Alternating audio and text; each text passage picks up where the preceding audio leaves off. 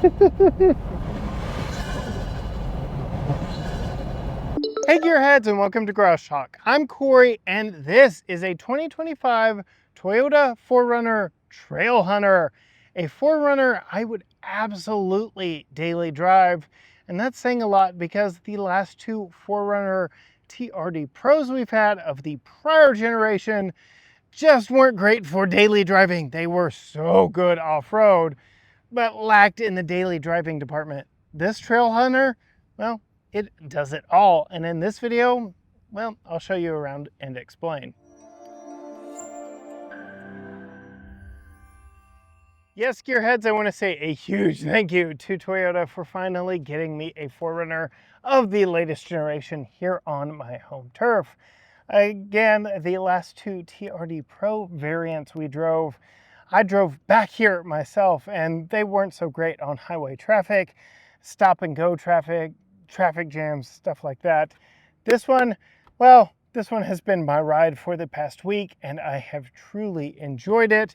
But there are some things I want to talk about. First and foremost, the fog lights up front that are supplied by Rigid Industries that do allow you to change from yellow to amber. That is just one of the many overlanding features of this Trailhunter version of the 4Runner. But I do want to pop the hood and talk about what motivates this one, because a lot of my complaints with the prior generation 4Runner were the V6 engine and the 5-speed automatic transmission, in which powered and motivated those older 4Runners. This is a modern powertrain through and through, and actually wasn't even on until I popped the hood. This is the iForce Max turbocharged hybrid 4-cylinder that makes 326 total combined horsepower and 465 pound-feet of torque, mated to an 8-speed automatic transmission and powering all 4 wheels via a 2-speed transfer case. It is an electronic transfer case in the center console. We'll talk more about that when we move inside. But this hybrid 4-cylinder is so much better than the V6 it replaces in every way except for perhaps fuel economy. In our time with this, we're just getting barely over 14 mpg. And in a hybrid, you would expect better, but as the power numbers indicated, this thing is built more for power than it is fuel economy, much like the iForce variants we see in the Sequoia, the Tundra, and the rest of the pickup truck lineup from Toyota. But closing the hood, we can appreciate the new updated styling. We've gone rounder while still being bold and masculine. We get this double Fu Manchu style mustache up here that does mimic the Toyota Tacoma on which this platform is based, but also kind of borrows from the rest of the family of vehicles, including the bigger Sequoia. Let me know in the comments below what you think of that double Fu Manchu here. It is a unique bumper compared to what the Tacoma gets. We do get all LED lighting up here, LED running lights, LED headlights, those LED fog lights. We even get an LED light bar. And then again, the hybrid powertrain did just kick on all by itself. Not quite sure why, as all the electronics inside, even the AC is turned off. I guess we've depleted the battery enough that the engine is firing up to replenish the battery power in there. But overall, pretty good package, pretty good style. Yes, there are even some fun Trailhunter Easter eggs on the LED headlights of this one. I love the bronze Toyota badging there, the Heritage Toyota. We even get the Trailhunter logo over here on the passenger side headlight. But that bronze logo in the grille very much echoes the bronze wheels on this one. I love this Trailhunter specific Everest paint job with those bronze wheels and the bronze accents. I think it absolutely works. And then, yes, I have been driving around with the fog lights on, though that does require running around with your headlights on and taking it out of auto headlight mode just to be high school cool, because those yellow fogs really do give this a very edgy appearance. Then again, we've got those big beefy wheels, the lifted suspension, the underbody protection. This definitely exudes a masculine off-road ready persona, though this isn't the TRD Pro variant. This is a new trim for this model year. that is meant for overlanding, so it's supposed to be comfortable in all situations. You can see up underneath the front here, we do have underbody protection as well as tow hooks, which is very much welcome. Coming to the wheels and tires, like I said, yes, we do have those bronze wheels with the that echo the bronze badging in the grille. You can see they're wrapped in some Toyo Open Country tires that are 265/70 R18s. You can see they are very much off-road focused. Hiding behind them, we have some bronze accents on the suspension components and Old Man Emu suspension components back there. So they did lean into the aftermarket, which already has a very big presence with the 4Runner brand, to make this Trailhunter variant. They even partnered with Old Man Emu to make sure they were up to production specs and standards and could handle all the additional orders that would be coming from making this a factory option. Other things that are unique to this Trailhunter model, we have this raised air intake. It's not a snorkel, which means it's not watertight, but this is actually where the engine breathes in for a majority of its air intake. And we'll talk about that more when it's running. We do have the Trailhunter badge and logo down here on the door. And then we get some rock sliders, again, to help protect the underside of this 4Runner. I think it works very nicely. It gives it a rugged look. Though Holly at 5 foot, I'm sure will lament not having a step there. We'll see what she thinks when we do our family review. Coming back to the rear quarter of this vehicle, that rear window does recall first and second generations just that much more. With the window being raised almost entirely to the roofline, you can see we get that ARB roof rack up there, so you can put all your camping materials or even potentially a tent up there if you wanted. As we pull around to the rear, you can see we have all LED lighting back here in the back, and we get blacked out 4Runner on the tailgate. We get the iForce Max badge and the Trailhunter logo on the bottom left.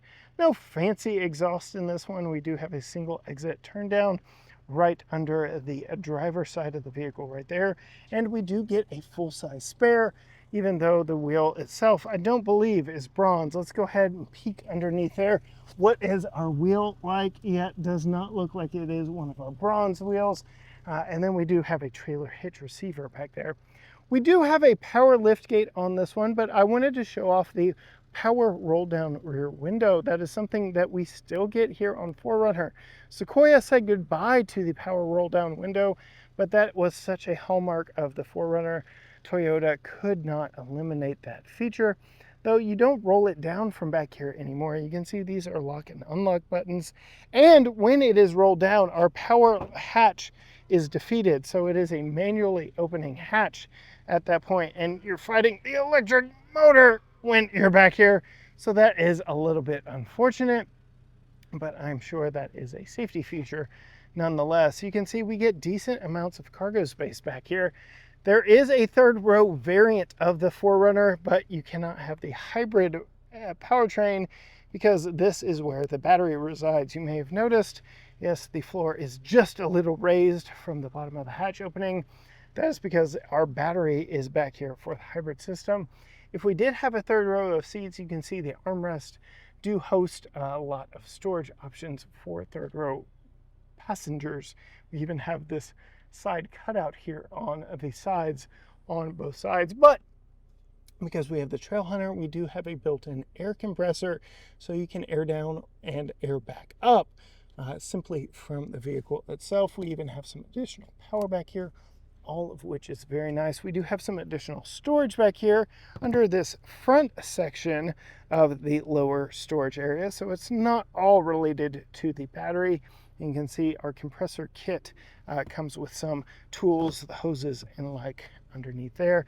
Nice place to store that, very convenient. And we do have the roller shade for if you want to hide some of your cargo from prying eyes underneath this retractable cargo shade, which I really like. But again, because we have the back window open, these buttons are not going to work. It's just going to beep at me saying, no, you need to push it closed because you've got the back window open. But I thought it was so important to show you the fact that we still have a roll down back window in this one, a very unique feature here in the segment. It really does make up for the fact that we have a fixed roof when the two main competitors to this 4Runner have removable tops. Before we climb in this one, I did want to show you the key. It is your typical Toyota truck key, though it does say 4Runner here on the back. You can see we also can deploy a physical key if we need to, but we have our necessary buttons here on the front side: lock, unlock, your hatch release. Again, if the window is not rolled down, which I did roll the windows back up, so you can see how that power hatch operates and just how wide it opens all by itself. I can also power close it by holding that button as well. So very nice power liftgate there, even if it doesn't want to work with that rear window down. This does also have remote start, but to do it, you have to press and hold on the third time that you press the lock button. So you have to push and lock it 2 times and then press and hold on the third time. Because this is a hybrid, not a whole lot happens. The engine did fire up this time, but you get a lot of blinks and beeps from the vehicle itself. But it is now up and running, and the vehicle is cooling on the inside. Well, if I had the air conditioning on, which in this case I don't. We can also get inside via the proximity key and the passive entry here on the front doors. To unlock it, you just grab the door handles. You can see the mirrors extended. That is only on the front doors, not on the back doors. So if you want in the back doors to load up a kid, you're going to grab the front, then grab the back. When you open the doors, you can see there is a lot to like in here. We have a unique color outside, as well as this mineral interior color, which I really like as well. Starting here on the doors, you can see the mineral accents here, the Softex synthetic leather. We've got the Trailhunter badge here and the stonework look right here, which is nice. Borrowing from Sequoia and Tundra, we have this armrest that is padded up here, which I really like. And then we have all of our controls. We have express up, down for all 4 windows, well, all 5 if you include that roll down rear window, which I really like. 2-person memory seats for the driver, and then storage on storage here in the doors. Now, I joked, I had actually had the AC off, but because I remote started it, the AC is actually blowing nice and cool at 72 degrees, so it is very nice inside. But before we move in, I did want to show you a cool feature of this Trailhunter model. We have this removable light right here. It's an LED light that you can adjust the intensity of. You can even change it to red, again, to not affect negatively the wildlife around you. We also have these so you can hang it up if you need to. Very nice, very convenient, nice storing spot for it too. We do have a lot of buttons here on the front panel. Our brightness control, our fuel door release, our adjustable headlights, traction control, power outlets, power hatch, auto bright headlights, 4 auxiliary spots that we could actually wire additional items up, like a winch or additional powered items if we need it. Our lighting, our light bar, our fog light toggle back and forth, all of which is right there. We do have a power adjustable tilt telescoping steering wheel, which is very nice. But coming to these seats, heated and ventilated Softex trim seats in this mineral color with this yellow orange stitching. It is very cool, very different in the segment, that is for sure. It's kind of a green gray. I like it a lot. Now, we do have these all-weather floor mats and, well, a little bit of a jump to get in. I'm 5'10". It isn't too much of a step up for me to get in, but I am dragging my inner leg here on the rock slider every once in a while. Just something I had to be cognizant of. Again, we will see what Holly thinks. We don't have any A-pillar mounted handle here in this one, so I'm very curious her thoughts. To fully start the vehicle up, I'm going to have to put my foot on the brake and push the button right there. My power adjusting seat slides into place, and now I am ready to drive. You can see we have a large 14-inch screen here, fully digital gauge cluster here, but no head-up display. I'm okay with that. We do have an additional screen here from our rear view camera mirror, which gives us a nice view out the back. This is your typical Toyota digital gauge cluster, nothing too extravagant here. though you can control what is displayed in 3 different segments, and you can have 3 different variants of that saved and just toggle back and forth there. All your other buttons for adaptive cruise control, your stereo controls are all down here low, so it is a lot of buttons staring back at you, but once you get used to it, I feel like it is very easy to get used to. This is a nice thickly rimmed steering wheel, especially down here at this auxiliary grip at the bottom.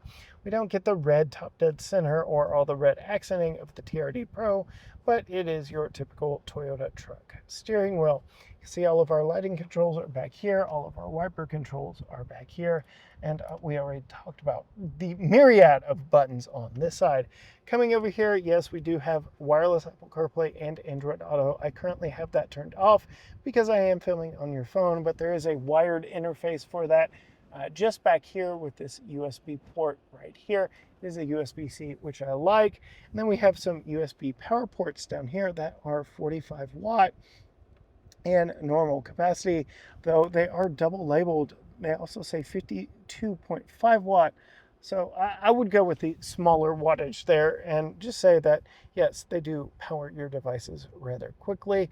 It is nice to see Toyota finally stepping up and labeling the wattage of all their USB-Cs after living with USB-As for such a very long time. Get that stone look plastic material in here, repeated from the doors, and then Toyota is outlined in that same orange color. That is all of our contrast stitching. We do have some auxiliary storage up here, some good storage in the glove box. This is just a panel that opens to what is kind of a mess here in our tester, but it gets the job done. We have a Qi wireless charger here, another place to put a vertical phone here, but not charge it, more storage here. Get this rubberized grab handle here, 2 cup holders, a lot more buttons here, including an electronic stabilizer disconnect, an electronic locking rear differential, quick access button for your camera, and a trailer tow button right there. We do have a 2-speed transfer case here, an electronic 2-speed, so I can switch into 4 high, just as simple as that. It does blink at me a few times. I'm sure it would help if I'm rolling. Yep, we are now in 4 high, and then I can also put it in 4 low. It beeps at me until it actually does it. I'm going to put it in neutral, let it roll, and we are in 4 low. I do also want to talk about the camera. So if you're parked and you hit the camera buttons, you get this panning version that I'm not a big fan of. But if you are in drive and you hit the camera buttons, you can see Toyota makes the most of this big screen and the 360 cameras. We get this wide view as well as this top-down view. You can also hit this button right here and see various different angles around your vehicle, which is nice. They do provide an extra set of eyes outside the vehicle when you need them. And then you can hit the off-road mode, which really makes the most of this screen layout. So you can see your front tires, your rear tires, depending on what you have selected here. Lots of different angles and views, and then you can see out the front right there. You even get your pitch and roll down here, all of which is very nice, very welcome, very good cameras. We'll go ahead and put this back in 2-wheel drive. We're going to let it roll, actually put it in neutral and let it roll. It's trying to switch into 4 high. It's now in 4 high now, 2-wheel drive, which is nice. You can see we have tow haul mode here, different drive modes, multi-terrain select, and downhill assist and crawl. So lots of different electronic goodies that have been moved from the dial placement up here in prior generations to a more convenient location here in the center console. All of that works nicely. I'm unfortunately not off-roading this vehicle this time. We have already off-roaded this exact vehicle at Eagles Canyon Raceway. I had Eric with me. I like it a lot. This is a very capable vehicle off-road, and we'll talk about here in just a minute how good it is on-road, but lots of stuff built into it right here and right here through all of your different connections. We do have dual zone climate controls in this one, which is nice, with quick access actual physical buttons, which I really like. You can see we have a heated steering wheel, heated and ventilated seat that remember where you had it set, and then your dual zone controls there. A lot of different buttons here for various different controls that are illuminated on the screen when activated, and we have nice textured toggle buttons here, which I really like. Taking a look at the center console, it's decent size, but it is a little on the small side, but we do get this little Easter egg under the lid here, 4Runner, but you can see, yeah, it's just a little on the small side for overall storage. This is a pencil bag that we travel with in all of our different test vehicles. It is nicely padded, so it's a good armrest, but yeah, storage inside is just a little lacking, but we do have all the storage in the doors and the glove box and up here. So there are those options. We also have sunglass storage up here if you need it. And then some controls for your lighting. And that is the rear window control right there. No sunroof in this particular model, so headroom in this one, very good, very comfortable, plenty of space in the front seat, but I'm curious what that means for space in the back seat. As we come up to the back doors, again, talking about the proximity and the passive entry, you'll have to unlock the vehicle before opening the back doors. But when you do, you can see the doors open up nice and wide. We've got storage right here. We've got a cup holder here, but no lower storage. So a little down on the overall storage back here in the back, but we do get this padded armrest up here as well as down here. You can see we still get the same colors and materials back in the back seat, which is nice. We do have this hook and latch system covering the lower latches. Here we have them only on the exterior points. If you want to see what it's like installing a child safety seat in this 4Runner, hit the subscribe button because that will be in our next video. We only have 2 rows of seats in this one, but if we did have the 3rd row and we wanted to get back there, we'd pull down on that, which folds the seat down and flips it forward, allowing you to get into that 3rd row of seats there. So you can see no sliding mechanism here on the 2nd row. The legroom you see is the legroom you get. And yes, my front seat was back far enough because, again, it slides back to allow easier ingress egress. This is the most upright seating position. Not quite sure who's sitting there, but I'll show you what that looks like here in just a moment. We do get B-pillar mounted handles for climbing in the back seat, but very limited opening here thanks to the wheel well. Go ahead and climb up and into the back seat. And yes, coming to me, this upright seating position doesn't work. So I'm gonna have to recline this a little, and yeah, nice and comfortable back here. Now coming to legroom, it's good. I'm not really in the back of the seat here. And again, this is moved back from where I would normally ride, which is really more where the passenger seat is. I drive a Chevy Cruze on the daily, a compact sedan. I would say this is comparable to that, which is a little bit of a miss in this larger mid-size body-on-frame SUV. I don't know. I feel like it is down from the prior generations. It is really a cramped back seat when you consider some of the competition, even the vehicle it replaces in the lineup. We do have some nice luxuries though, because we have air vents on the back of the center console and more USB-C power, as well as a 3-prong outlet right there, all of which I really like. Storage in the backs of both front seats. Also, a feature I like, a fold-down armrest with 2 cup holders. It doesn't flop all the way to the seat bottom. Another likable feature. And then we have an adjustable headrest here in the center. All of that is really good, but that's enough of a tour of it. Let's hop behind the wheel and see how it performs as a daily driver. Okay, now that I am not on my phone, I'm filming with GoPros, including my forehead mount. I wanted to give you a point of view of what it is like to drive it. I wanted to show you, yes, CarPlay does fill the entire screen, though you can go to your Toyota shortcut menu bar by pressing that button right there. All your Toyota built-in stuff is right here, including your trip information and the like, all right there. You can see, yeah, we're getting 14 mpg currently, which is less than a V8 that we're currently testing. Just thought I'd throw that out there, but you can fill the entire screen with CarPlay. I'm running the new OS. So yes, we've got the widgets there, which is very nice. And then a large screen full of all of my icons, which I really like. And I'm just going to leave it there for right now. We do also have different drive modes. I'm going to go ahead and turn this dial right here. You can see we have Sport, Normal, and Eco. Sport turns everything red. makes it look more sporty, which will come in handy as we 0 to 60 test this one, thanks to our partners with RaceBox, who provided us with this GPS-based race timer. It also does lap timers if you are on a track, and if you want to get one for yourself, test your vehicle out for yourself, just use the link and the promo code down in the video description. You may also notice that the cameras are set to automatically come on. I can turn that off by simply pressing that right there, or I can just turn it off every single time by pressing that, and it does take me back to my screen, though there is a little bit of a delay through it there. I do have my passenger window rolled down just a bit because we talked about that high mounted air intake in this vehicle.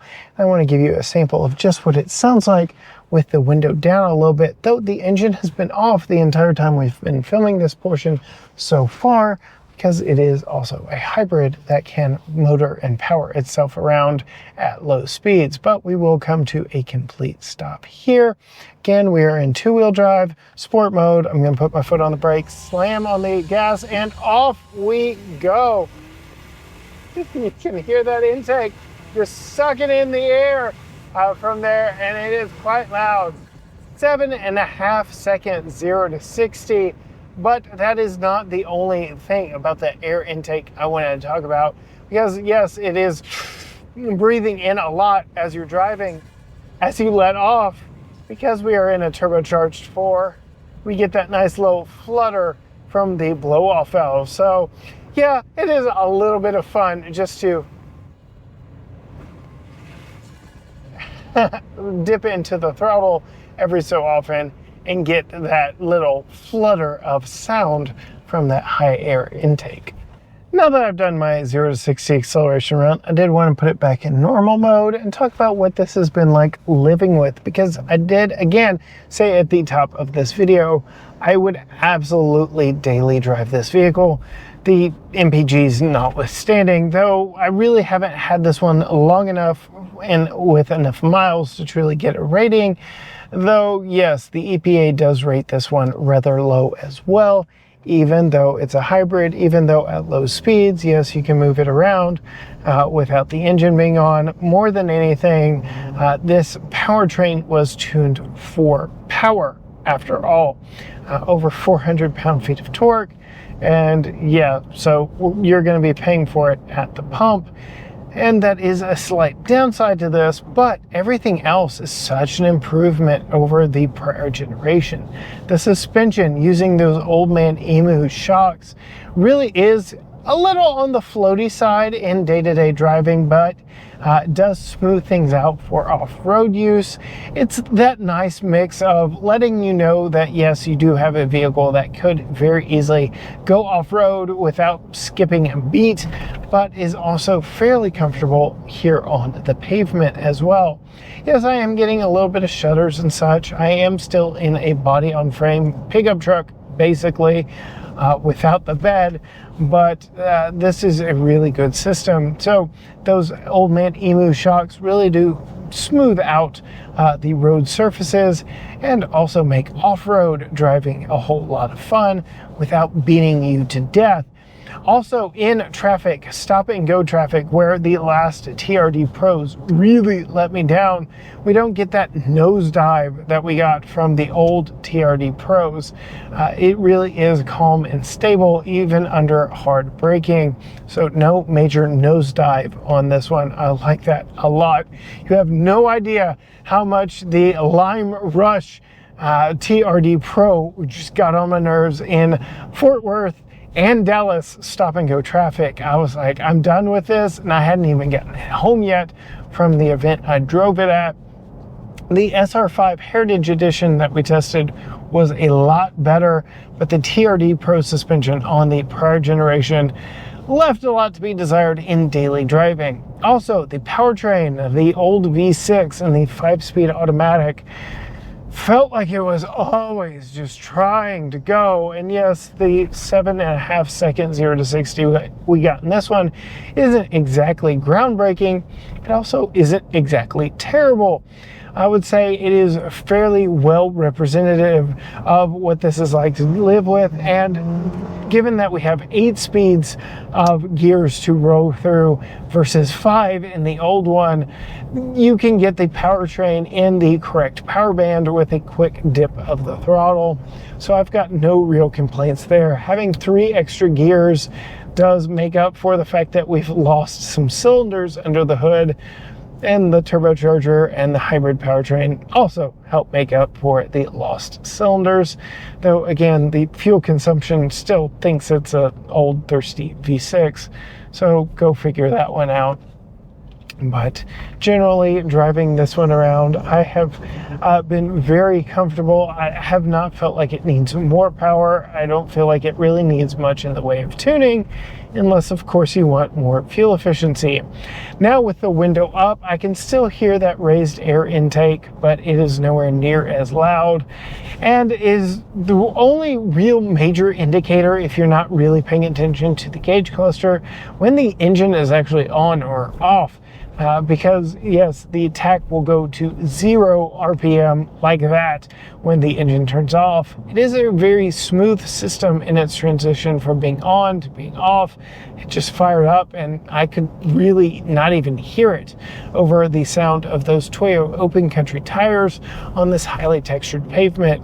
Yes, those are slightly noisier tires on slightly noisier pavement, but I would say they do the job quite well for daily use. Again, just letting you know you are in an off-road capable vehicle, which is all the rage right now, without completely obliterating everything in its daily livability. It isn't too loud, it isn't too obnoxious. Here from the driver's seat, I would say it all just kind of reminds you that yes, you are in a capable body on frame overlanding rig, but again, it doesn't punish you in all the ways the prior generation did. This is softer and easier to live with in all manners, except for perhaps that rear seat legroom. I don't know, I feel like Toyotas are losing a lot in rear seat legroom here lately. Their interior packaging has just been a little bit different from all the prior generations. The new Sequoia has been a little bit of a letdown for interior packaging, the new Tundra and the new Tacoma, especially with the TRD Pro isodynamic seats. Those really cut into rear seat legroom. But I would say for my family of 3 at our current state, this is a really good setup that is a good size. Well, I would wish for a little bit more rear legroom. Overall visibility is really good. You can see right now we've got our rear view mirror, but I can flip that switch, and now we've got a view of the camera mounted just above the rear license plate. I've got decent sized rear view mirrors on either side, and the pillars are all in the right spots to make it very easy to see out.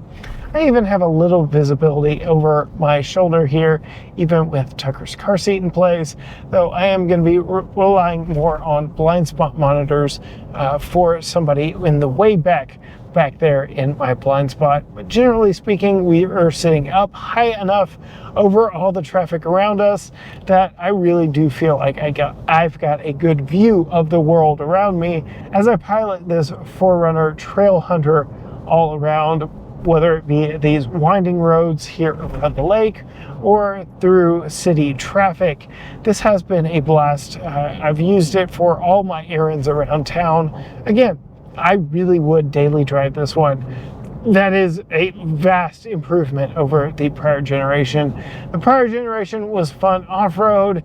If you got the off-road trims, it was okay on-road. If you got the on-road trims, this one in overland spec really is the sweet spot for me.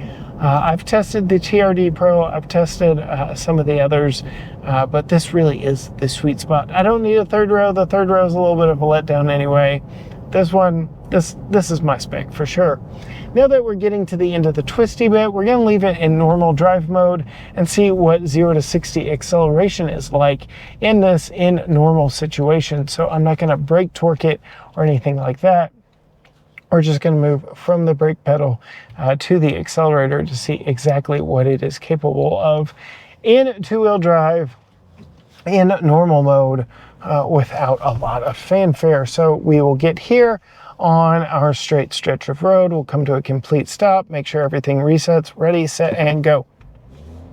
Took a second for the engine to realize what I was asking of it, but my goodness, we are off and to the races. And 60 in 8 and a little over 8 seconds, 8.16 seconds, which yeah, is a little on the slow side. We're gonna get in here, turn around, do it again in sport mode, but the same method. We're gonna leave off the brake torque in this particular run and see what it's capable of in sport mode. Again, we're gonna make sure everything resets, ready, set, and go. Took a second for everything to realize, hey, we're setting off, not doing the brake torque method, but when we do, this thing does pull. It is very strong, 8.41 seconds that time. So yeah, even though we do have normal and sport modes in this vehicle, I mean, it's not that sporty, but it does get the job done. I don't feel like this is sluggish. I don't feel like it's ever like needing more power. Though, yes, acceleration numbers could be improved. I just can't tell you what an improvement this is over the outgoing V6 and 5-speed auto. This is a much better powertrain. I know a lot of you will lament, oh, I would just want the old-fashioned V6. I don't need a Turbo 4. I don't need a hybrid. I don't need any of that stuff. Just keep it simple. Don't overcomplicate it. But I will say this, in its initial testing, is way, way better than the old V6 and 5-speed in day-to-day livability. And then again, even driving it around these windy roads here around the lake, this is a much better package overall. I really do like it. I would have this one just like this, as it's spec'd in Trailhunter trim. I do think this is the sweet spot for me. Well, that about does it for my time behind the wheel of this, but if you want to see what Holly thinks from behind the wheel, you are going to want to hit the subscribe button and ring the bell, because the next video that we drop will be our family review where Holly is driving and I install Tucker's child safety seat using my POV camera here, and you can see exactly what that is like and get their opinions of this big overlanding beast. If you want to see more from us, you can find us on all social media channels: Facebook, Instagram, X, TikTok, Threads, YouTube. Everything is at GT Garage Talk, or you can go to gtgaragetalk.com. But as for me, behind the wheel of the 2025 Toyota 4Runner Trailhunter, my trim, my spec. Until next time, gearheads. Bye.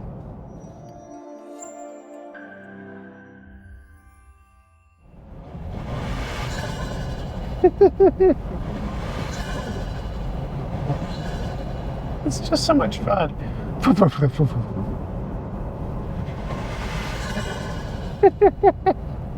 Tell me what other hybrid sounds that fun. I mean, come on. It's fun.